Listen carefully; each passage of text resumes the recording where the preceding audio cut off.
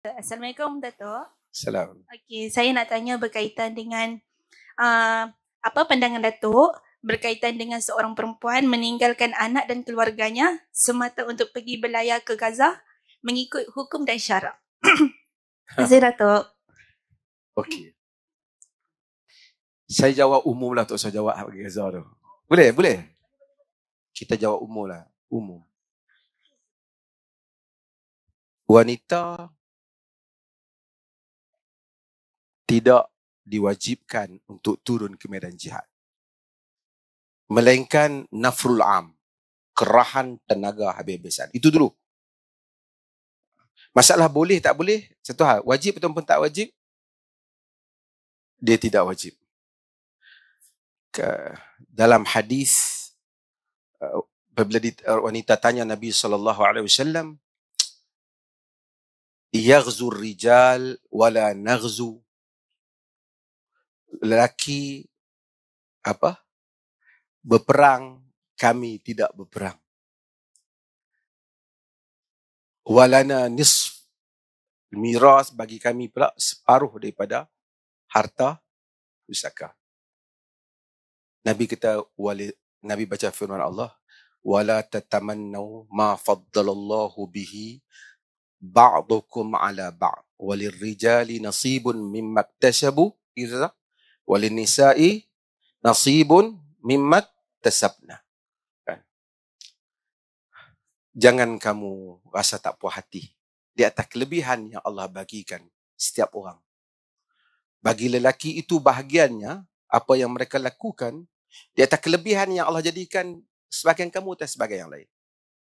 Bagi lelaki itu, apa yang mereka lakukan, dan bagi wanita itu apa yang mereka lakukan.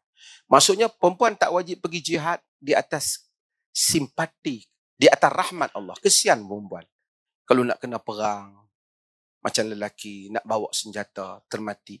Bahkan, Nabi SAW dalam hadis, apabila Nabi tengok wanita mati dalam peperangan, Nabi melarang para sahabat daripada membunuh wanita. Nabi kata, al-mar'atu atau an-nisa' la tuqtal. Wanita tak dibunuh dalam peperangan. Jadi Nabi tak bagi, hatta wanita musuh pun, melainkan kalau dia duduk di medan, dia ikut suami dia, dia tak bawa senjata, tak dibunuh. Walaupun dia di pihak kufar.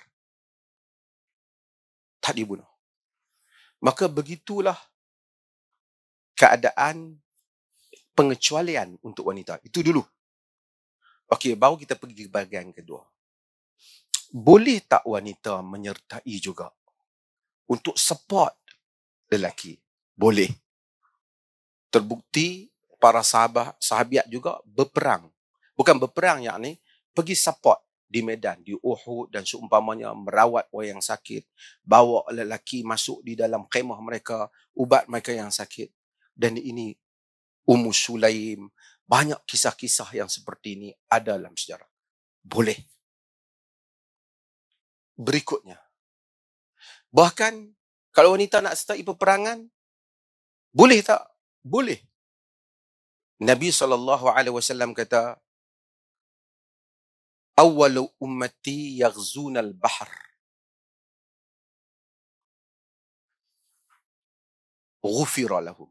Umat aku yang pertama perang di laut, armada kapal, diampunkan dosa mereka. Armada yang pertama di zaman Osman oleh Muawiyah bin Abi Sufyan. Ketika itu, Ummu Haram, dia dengar Nabi cakap benda ni. Dia kata, ya Rasulullah, ud'ullah an yaj'alani minhum. Ya Rasulullah, minta supaya aku jadi di kalangan mereka. Nabi kata, anti minhum. Engkau di kalangan yang naik kapal tu, berperang. Tapi dia pergi, riwayat menyatakan bersama dengan suaminya, Ubadah bin Samit. Okey. Itu adalah maksudnya wanita boleh menyertai satu perjalanan yang jauh jika keadaannya selamat. Jika keadaan selamat. Jika tidak, dia tidak disyariatkan untuk melakukan hal itu kerana agama ni dia nak protect orang perempuan. Tugas tu lelaki buat.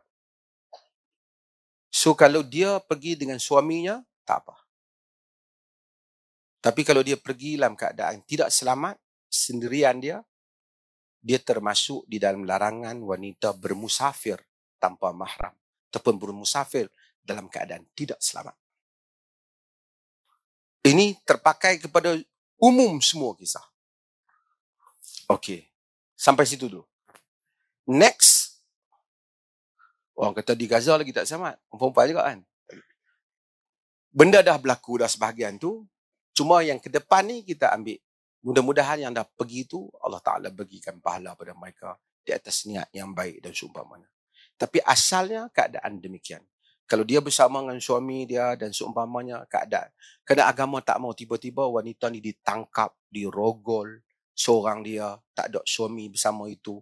Berlaku hal-hal yang tak selamat dalam perjalanan. La tusafirul mar'ah biduni dzil mahram. Tidak bermusafir wanita tanpa mahram dia. Dalam mazhab Syafi'i dia kata boleh, tapi dengan sejumlah wanita yang diyakini dapat mengamankan dia daripada fitnah. So ada pro and con dalam hal ni. So kalau sekiranya dia rasa selamat, aman daripada fitnah, suaminya mengizinkannya, dia boleh pergi. Tapi kalau tidak selamat, tidak aman daripada fitnah, lelaki pergi. Lelaki pergi. Boleh, faham?